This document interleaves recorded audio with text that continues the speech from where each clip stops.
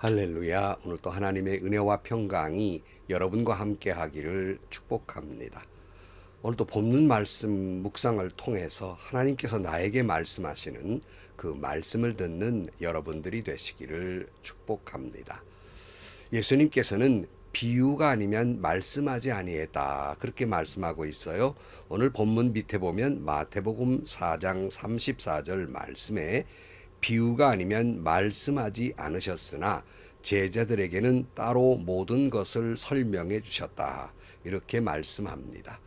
예수님께서 비유로 말씀하신 것은 그들이 잘 깨닫게 하기 위해서 비유로 말씀하셨습니다. 오늘 또 우리에게 이 비유의 말씀을 통해서 깨닫게 하시는 음성을 듣게 되기를 축원합니다. 오늘 아침 하나님께서 우리에게 허락해 주신 말씀은 마가복음 4장 1절에서 20절 말씀입니다. 예수께서 다시 바닷가에서 가르치기 시작하셨다. 매우 큰 무리가 모여드니 예수께서는 배에 오르셔서 바다 쪽에 앉으셨다. 무리는 모두 바닷가 무태에 있었다. 예수께서 비유로 여러 가지 가르치셨는데 가르치시면서 그들에게 이렇게 말씀하셨다. 잘 들어라. 씨를 뿌리는 사람이 씨를 뿌리러 나갔다. 그가 씨를 뿌리는데 더러는 길가에 떨어지니 새들이 와서 그것을 쪼아 먹었다. 또 더러는 흙이 많지 않은 돌짝밭에 떨어지니 흙이 깊지 않으므로 싹은 곧 나왔지만 해가 뜨자 타버리고 뿌리가 없어서 말라버렸다. 또 더러는 가시덤불 속에 떨어지니 가시덤불이 자라 그 기운을 막아버려서 열매를 맺지 못하였다. 그런데 더러는 좋은 땅에 떨어져서 싹이 나고 자라서 열매를 맺었다. 그리하여 30배, 60배, 100배가 되었다. 예수께서 덧붙여 말씀하셨다. 들을 귀가 있는 사람은 들어라. 예수께서 혼자 계실 때 예수의 주위에 둘러있는 사람들이 12 제자와 함께 그 비유들이 무슨 뜻인지를 예수께 물었다. 예수께서 그들에게 말씀하셨다. 너희에게는 하나님 나라의 비밀을 맡겨주셨다. 그러나 저 바깥 사람들에게는 모든 것이 수수께끼로 들린다. 그것은 그들이 보기는 보아도 알지 못하고 듣기는 들어도 깨닫지 못하게 하셔서 그들이 돌아와서 용서를 받지 못하게 하시려는 것이다. 그리고 예수께서 그들에게 말씀하셨다. 너희가 이 비유를 알아듣지 못하면서 어떻게 모든 비유를 이해하겠느냐. 씨를 뿌리는 사람은 말씀을 뿌리는 것이다. 길가에 뿌려지는 것들이란 이런 사람들이다. 그들에게 말씀이 뿌려질 때에 그들이 말씀을 듣기는 하지만 곧바로 사탄이 와서 그들에게 뿌려진 그 말씀을 빼앗아 간다. 돌짝밭에 뿌려지는 것들이란 이런 사람들이다. 그들은 말씀을 들으면 곧 기쁘게 받아들이기는 하지만 그들 속에 뿌리가 없어서 오래가지 못하고 그 말씀 때문에 환난이나 박해가 일어나면 곧 걸려 넘어진다. 가시덤불 속에 뿌려지는 것들이란 달리 이런 사람들을 가리키는데 그들은 말씀을 듣기는 하지만 세상의 염려와 재물의 유혹과 그 밖에 다른 일의 욕심들이 들어와 말씀을 막아서 열매를 맺지 못한다. 좋은 땅에 뿌려진 것들이란 이런 사람들이다. 그들은 말씀을 듣고 받아들여서 30배, 60배, 100배의 열매를 맺는다. 아멘. 예수님께서 비유로 말씀을 가르치셨습니다. 참 목사님들이 설교하기가 어렵습니다. 왜냐하면 예수님처럼 비유를 많이 들어서 말씀하면 우리 목사님은 그저 성경 본문은 별로 없고 맨 이야기만 하시다가 설교를 끝내신다, 이렇게 또 불평을 하기도 하고요. 또 그래서 좀 더 말씀을 신학적으로 말씀 본문 중심으로 해서 해설을 해드리면 우리 목사님은 여기가 신학교인 줄 아는가, 맨 쩍쩍하고 알아듣기 어려운 말씀을 하시는데 우리가 무식한 걸 드러내려고 저러시나 하고 불평을 해서 목사님들이 참 적절하게 설교하기가 참 어렵습니다. 그래도 목사님 여러분, 사실 성도들은요, 목사님들의 말씀을 들으면 우리 목사님 기도 많이 하시고 책도 많이 보시고 또 연구 많이 하셔서 설교를 하시는지 아니면 그저 적당하게 끄적적 몇 자 적어와서 설교를 하시는지 잘 알고 있다는 사실을 꼭 기억해 두어야 할 것입니다. 그런데 성도 여러분, 예수님은 우리가 목사님들이 말씀을 잘 전해야 하는 건 사실이지만 예수님의 오늘 가르치심은 사실은 그것보다 더 중요한 것은 성도들의 영적 상태가 더 중요하다고 말씀을 비유로 하고 계시는 겁니다. 이름하여 씨 뿌리는 비유이지요. 3절 말씀부터 보면 잘 들어라. 씨를 뿌리는 사람이 씨를 뿌리러 나갔다. 그가 씨를 뿌리는데 더러는 길가에 떨어지니 새들이 와서 그것을 쪼아 먹었다. 또 더러는 흙이 많지 않은 돌짝밭에 떨어지니 흙이 깊지 않으므로 싹은 곧 나왔지만 해가 타버리고 뿌리가 없어서 말라버렸다. 또 더러는 가시덤불 속에 떨어지니 가시덤불이 자라 그 기운을 막아버려서 열매를 맺지 못하였다. 그런데 더러는 좋은 땅에 떨어져서 싹이 나고 자라서 열매를 맺었다. 그리하여 30배, 60배, 100배가 되었다. 예수께서 덧붙여 말씀하셨다. 들을 귀 있는 사람은 들어라. 사실은 이 비유를 많이들 씨 뿌리는 비유라고 말씀하시지만 조금 더 자세히 보면 씨 뿌리는 비유라기보다는 내 밭의 비유라 이렇게 하는 것이 좋을 듯 합니다. 어떤 농부가 씨 뿌리러 나갔는데 물론 씨를 심을 때 이렇게 꼭꼭 손으로 하나하나 심기도 하고 흩뿌리기라고 그러죠. 바람에 휙 날리게 이렇게 뿌리는 그런 방식도 있습니다. 그래서 이제 그 씨를 뿌리러 나가서 흩뿌리기를 하는데 어떤 씨는 그 길가에 떨어지고 어떤 씨는 돌 위에 떨어지고 어떤 씨는 가시덤불에 떨어지고 어떤 씨는 좋은 밭에 떨어졌다 하고 이렇게 네 가지 이 밭의 이야기를 하면서 좋은 땅에 떨어져야 많은 열매를 맺지 않겠는가 이렇게 말씀하고 있습니다. 길가에 떨어지는 씨는 새들이 와서 쪼아 먹어버리고 돌밭에 떨어진 씨는 물론 조금 자라다가 흙이 깊지 않아서 말라버리고 가시덤불에 떨어진 씨는 싹이 자라긴 하지만 가시에 맥혀서 열매를 맺지 못하고 옥토에 떨어진 씨만이 많은 열매를 맺는다 이렇게 말씀하고 있어요.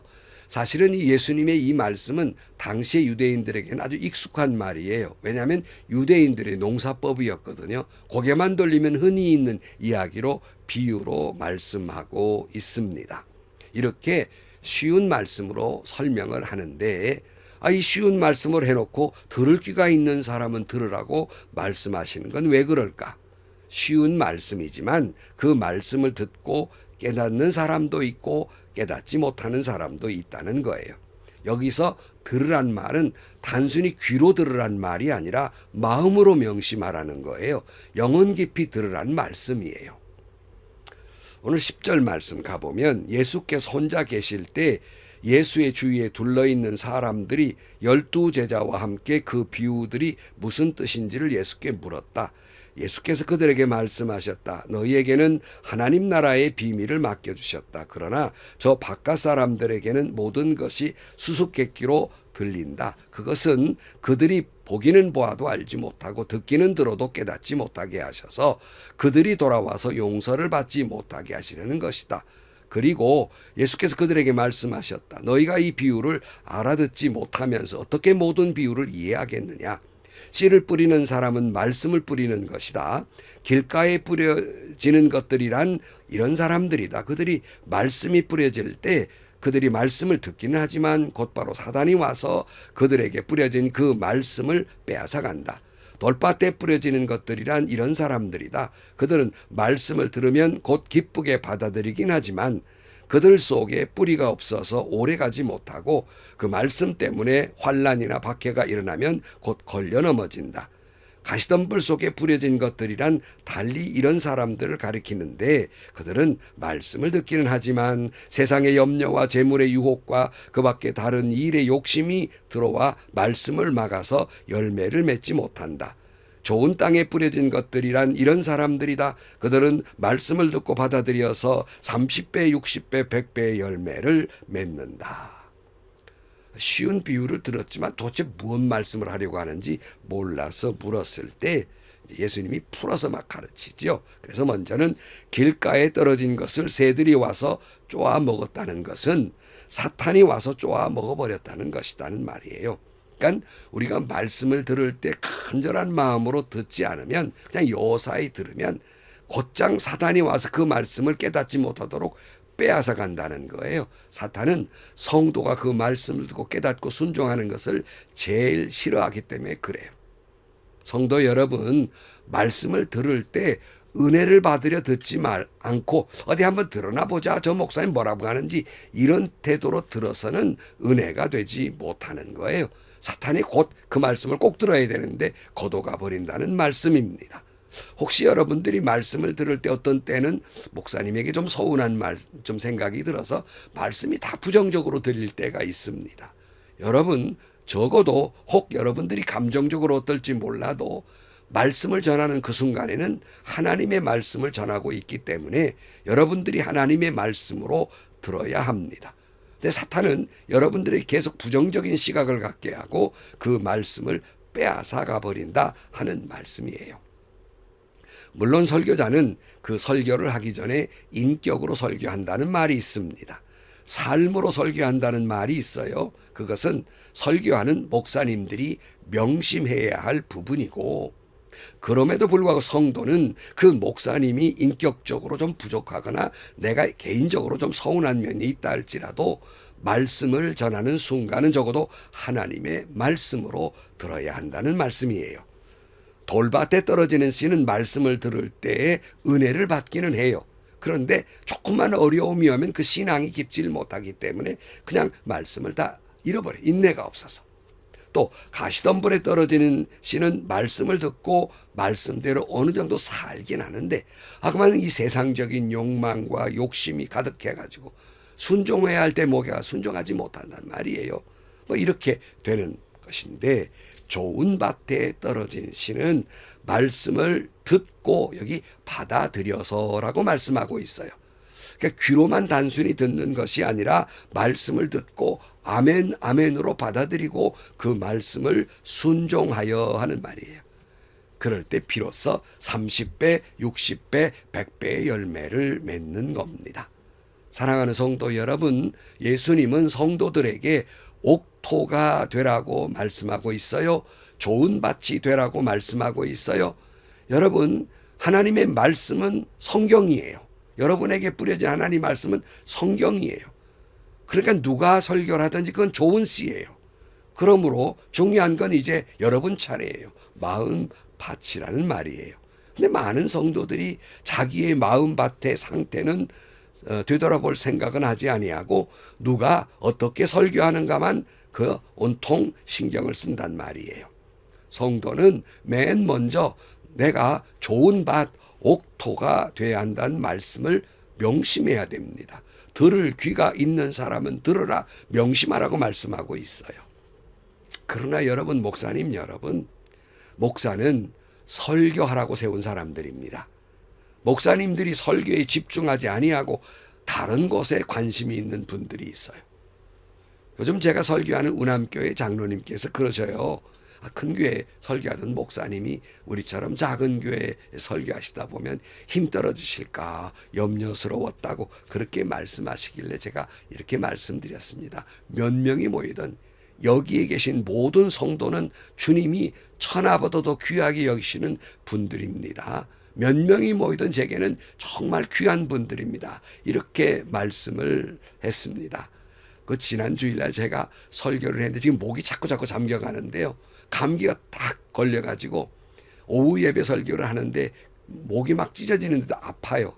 그래서 설교를 마치고 돌아와서 죽은 듯이 며칠 앓고 오늘 지금 새벽 1시 50분 지금 다가가는데요. 정신없이 설교 준비하고 오늘 이 새벽 이 말씀을 지금 녹화하고 있습니다.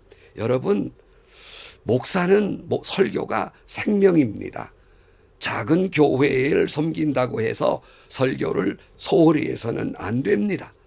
목사는 예배와 설교에 목숨을 건 사람들이에요. 그런데 극히 일부 목사님들이겠지만 설교나 예배에 집중하지 못하고 자기 취미생활, 스포츠라든가 뭐 다른 데에 또 신경을 쓰고 또 쓸데없이 무슨 뭐 교단 내 정치에 휩쓸려 다니면서 설교를 소홀히 하시는 분들이 계세요.